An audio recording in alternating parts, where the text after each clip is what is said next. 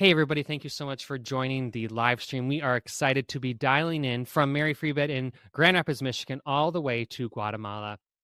We have some of our team from our outpatient physical therapy and the Mary Free Bed Orthotics and Prosthetics, and a member of our guild who are on the call with us from Guatemala.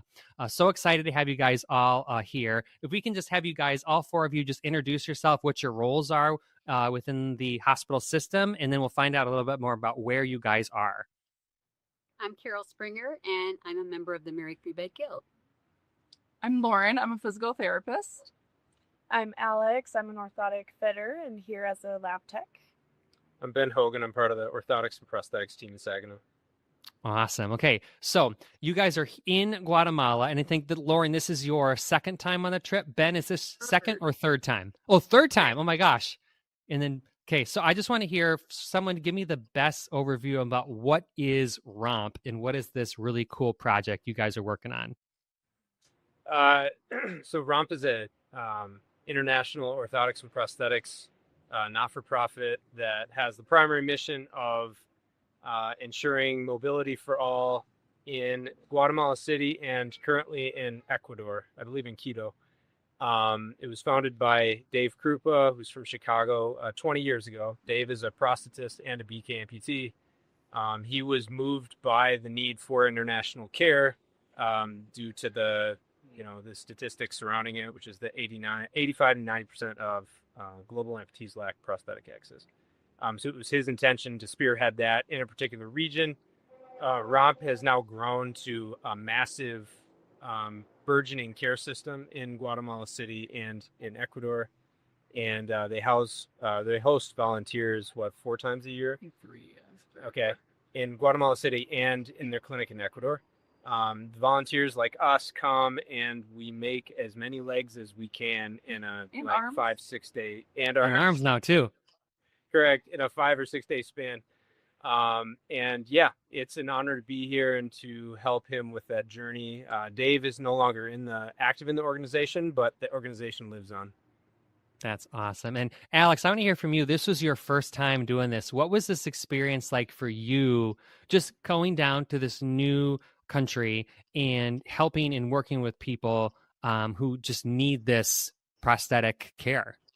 Oh my gosh, it was just so amazing. It was so rewarding to put in day after day hard work and then being able to see the patients get the prosthetics that we've been working on every day in the lab. And it was really a team effort. It couldn't have been done without every single one of us here. It was just amazing. So rewarding to see the patients and their family members just in tears at what new life they're about to have, be able to get a job, and it was very heartwarming. Oh, that's awesome. Carol, from you are a member of the Guild. You've been behind the scenes supporting the hospital for so long. And now you're on the front lines here. You're getting your training in prosthetic care. What has it been like for you? I've seen in the pictures, you're in there working just as hard as the whole team here. Oh, I wouldn't say that. They are truly the unsung heroes here. I mean, just seeing them work together and collaborate has been an incredible experience. And I was able to watch a patient from early measurement right on through the fitting. And it was incredible to see, and just even more incredible to see the reaction from family members and from themselves. It's something I will never forget. Yeah. That's awesome. Lauren, what about you? Like, what keeps you coming back working with these patients? I mean, you come from the physical therapy side, so you are helping them adjust and working on walking or using their new prosthetics. So for me, it's incredible. These patients here, they typically are given crutches immediately after amputation instead of wheelchairs just because of the rough terrain here. So when we give them a lower limb prosthesis to go take off and walk, they do so. They take off. A lot of these patients are getting rid of their assisted devices within an hour of getting their prosthesis. They're just so incredible and so grateful. And I myself love the therapy team that's here. Erica and I have quite the bond. We communicate throughout the year as well. So we have a blast with each other and kind of collaborating on different care.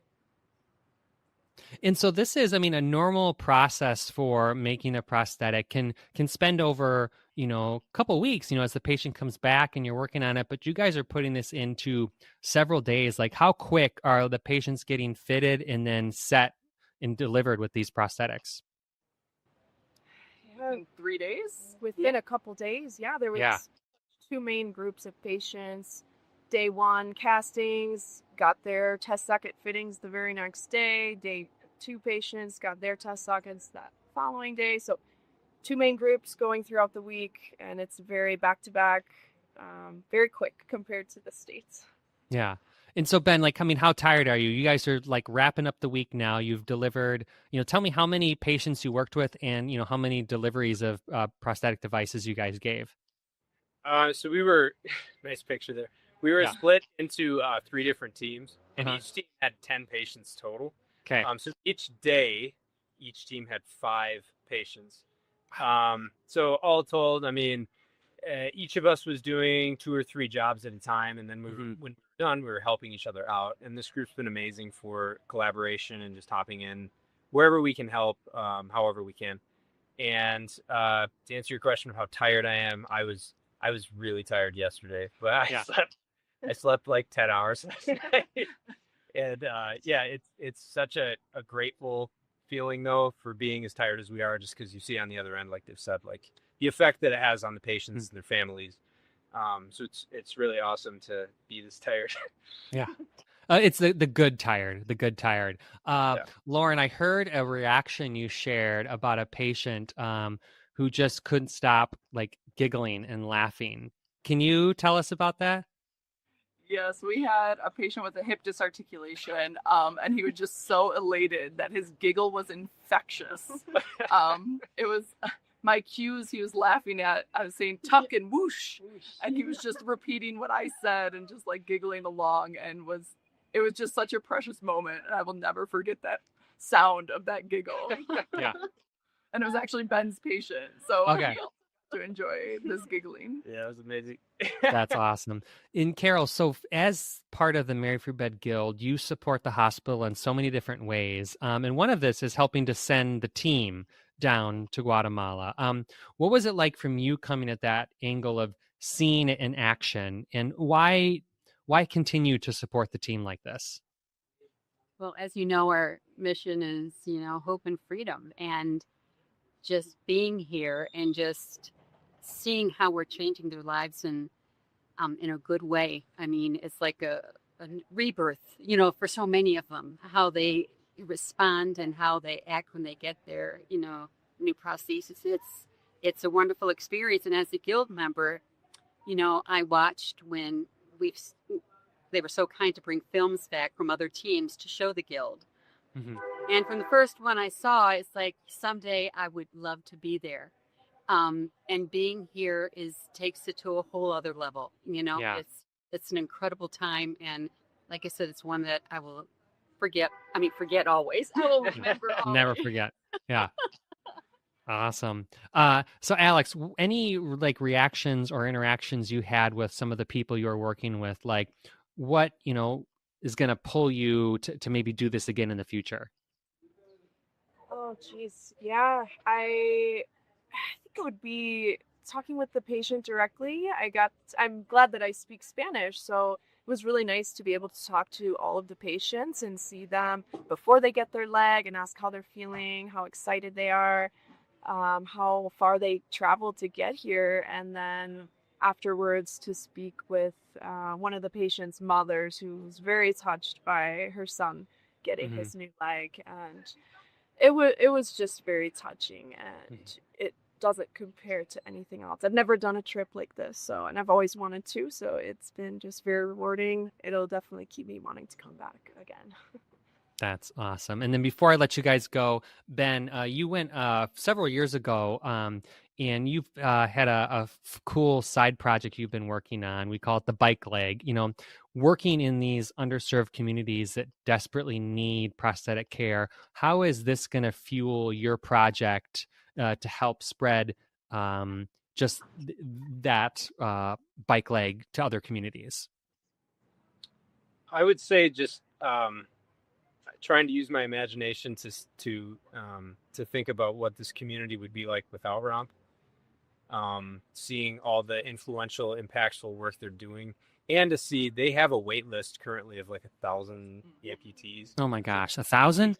Even though there's a clinic here dedicated 100% to addressing that cause, they're still behind. And just, I don't know, like you can't do this everywhere all at once. Yeah. And so, yeah, it gives me motivation to keep moving forward with my project, to see if it is feasible to alter those statistics globally, with a different kind of vantage point and a different a way to come at it from. So yeah, it influenced me the first time as well, and to touch people's lives who are otherwise not in the microscope of our vision. Yeah, absolutely. It pushes me to keep thinking about how I can help when I get back home.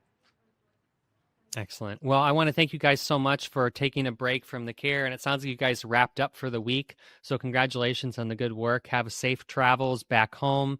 Really appreciate you guys taking the time to chat. Thank you. Thank you, Chris. Awesome. And thank you so much for watching the live stream and checking in and hearing from the team, the Mary Free Bed Orthotics and Prosthetics team, traveling down to ROMP, the Range of Motion project, to deliver some prosthetic legs and arms to some of the community down there. Thank you so much for watching, and stay well.